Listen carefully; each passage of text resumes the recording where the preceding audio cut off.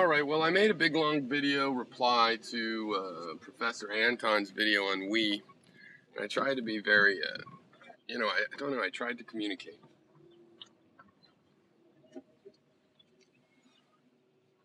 And then it turned out to be encoded all fucked up. So I don't know, I don't want to do that again, an hour-long video with the interstitial stuff. There's many categories of things. I mean, I don't know, Professor Anton talks about interesting things, but there's always, to me, an anticlimax. I find it frustrating.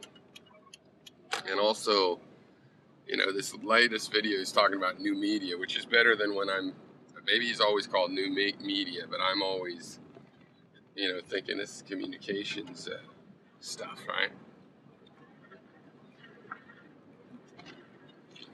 And, you choose your communication.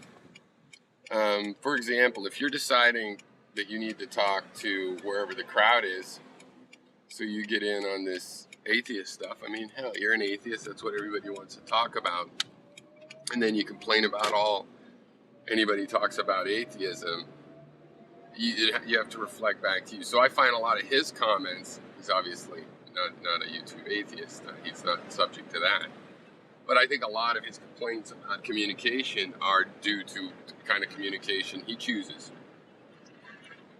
And that to have anything better, we'd have to build it. He's talking about the loss of person-to-person communication and how the creation of the phone, the idea of a phone, even if it hadn't been invented, if people pictured the idea of change, the idea did change. The idea of what a conversation is. It's the same thing. What is the definition of hanging out with your friends when suddenly playing, Ultima Online counts, right? And it changes. And it's not to say that it is or isn't really hanging out or that definition, but, I think he's sort of, I feel like I never know whether he's beating around the bush, whether he's being direct, whether I am allegedly going to be projecting what I see of his opinion. He seems to lament the loss of these old terms. My position is that we just get new meanings. People, if they want, can still go look at I love the history of a word and find it rich with information. And the old meanings don't go away. They're more or less recorded there and remain accessible for decades and decades before they're even in danger. And often, there's people that are into that kind of thing, recompiling, compiling, creating the bridges you need from the past to the future if you want to understand the past. The meaning of a word could change radically. The meaning of a scene can change radically. Like, take some old children's detective novel that used some racist caricature just as background. From their point of view, that was not a part of the story. It becomes a big part of the story. From their point of view, it was just background. Why would you judge somebody because they made the base one color versus another? They did it for background, for the literary flourish or whatever. Yet it comes to have a different meaning for us, and we actually do think that reflects on that person sometimes. Other times not. Maybe they're just using words differently. People create the bridge to the past. I don't think we're losing it. I think the relationships that we have, as I have said many times, I believe that morality itself is inherently connected to the concept of we. Any group that you feel you are in is a platform upon which a moral system can be created, and that moral system is a system on how people in that group ought to treat each other. Right, whether it's egalitarian and each member is considered the same, so in some sense, or whether there's ranking, whether there's roles, the morality is about how to treat people in that group. This sense of we. Professor Anton asked, is there a community? Is it just an abstraction? Well, yes, because there is a system. Right, you are connected to that system physically, just like any other thing you might want to say has an identity, I believe you'll find that you're going to describing the material reality of the system. You can't say just individuals exist. They need parents. Parents means there's street people, then, and so on and so forth. So this network is complete and completely triangulated, and we can isolate parts of it at our own risk.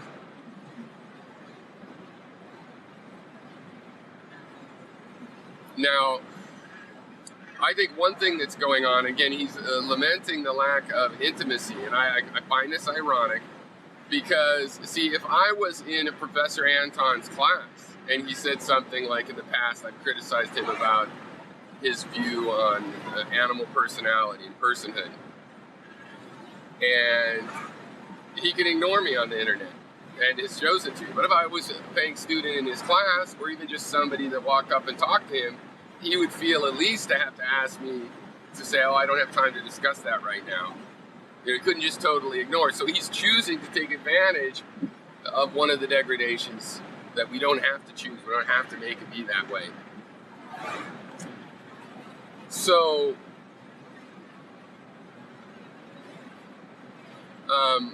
he's talking about how we all have a diaspora. Is certainly true all across the world and the continent now. And of our close family, people we grew up with will be all over. It's true in my case, all over the U.S., all over even the world.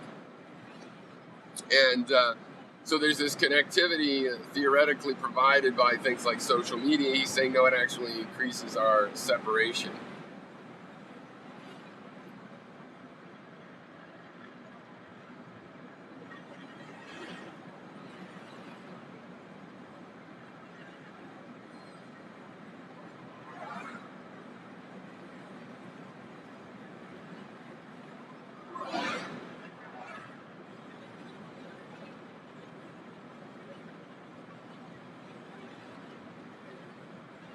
Looks like a speed trap, my friends. Luckily, I was going well under the speed limit and driving quite safely. Thank you, Super Flexican. Taking a country road here. So this concept of we, it is real. It's also arbitrary. But not arbitrary in the classical sense, but arbitrary in a cognitive science motivated sense. There's a history to why it is the way that it is. Also, there's other analysis. You can do cost-benefit analysis with various criteria and come up with different costs, different benefits, different ways of weighing them. And this kind of reasoning is true with identification. We fall into certain groups of our family and stuff, but obviously in this modern culture, and this is what I mean by individuality, we get to even reevaluate familiar relationships. Technically, they persist. However, in reality, in our life, and their meaning to us, we can or cannot be a part of that small town community. We can move away and still feel like we're a part and maintain that connection, or we can move away and go good riddance. We have this option as individuals. We get to say what we are part of. And it's incredibly self-subscribed, and I think over so. And one example that's become kind of a pet peeve is I find a lot of the European descent, Hauli, they were called here, we were called, that self-describe as Buddhists. I don't find them at all like Buddhists that I've met that are culturally more connected to Buddhism as is in Asia. I find a big difference. It's like the difference between these yoga masters that bring in Christ and create some hybrid and come over to California and market their mysticism, right, compared to the Hinduism that Hindus celebrate, which, yeah, could include Christ, could this and could that. There's a very big difference to me.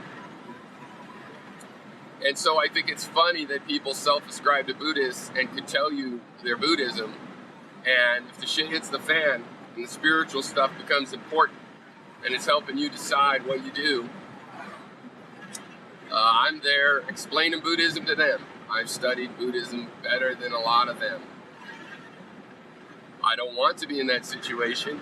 It gives me no joy because I don't feel particularly well informed about Buddhism, but I know enough to see that their clunky giant pinch your hands have not grasped even the basics, but they can self-subscribe. Now, so they have a we Buddhists. Now, are they really in the same group as all the Buddhists? Are they a subgroup? Or are they not even a subgroup? Are they just another thing that uses similar words? Is inspired by, is something that is a side-by-side relationship instead of a inclusive or incohesive structure. It is an incohesive structure, I mean. So I think that arbitrariness is real, and we can question people's self-affiliation. Similarly with the racial people, they often self-affiliate with me, not politically, but as a traitor to their cause, as someone white. Well, I happen to know my genealogy, and I'm mixed.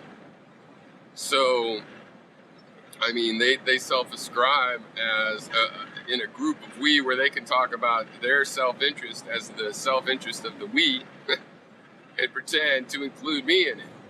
Well, and then I get to emphasize the arbitrariness of their inclusion. And when I present my categories for groups I actually think we're in, or they're in, any of us, all I've done by saying, hey, that was arbitrary, tell me why you're putting it that way. It gives me the chance to say, well, here's why I don't put it that way, and here's why I do put it this other way. And we can have my material criteria. And things like this go back to, well, you can't really escape your family. I don't think you can sever your active relationships with them and choose a we otherwise, but you can't really, because it's so fundamental and developmental that one's kind of an illusion to separate yourself from that we fully. The best you could do is choose to de-emphasize that collected identity. And not to rag on families, I'm just saying this is one where you have an obvious bond. We'd like to pretend those bonds are always true, always there, and in reality, no. Like, I had two very nurturing grandmothers that fit, they were like new agey, so they fit kind of a stereotype of grandmas, but also maybe of a modern grandma just being a little new agey or something like that. But in terms of their nurturing and all of this, I thought that stereotype, whereas I was very aware as a child of how many other lies there were. I came from a divorced family. I knew that all families weren't these sitcom type units. And yet, I totally fell for the grandma one, because my grandmas were enough like that, enough like what they say it's supposed to be like, that I'm going, oh yeah, that's what they're like. Well, no. And especially in this diaspora, where a lot of people don't live even near or know their grandparents. Their grandparents don't even have a chance to be this way or that way. But also, people are people, so they're all different. Those stereotypes fail. And, now there's a helicopter, a rescue helicopter. Jeez, and I'm almost up to my 15 minutes, which the phone doesn't think I can do more than 15 minutes. Okay, well, that's about as broke off as the video itself was when I found out it encoded all screwed up. The audio's okay, but I don't know.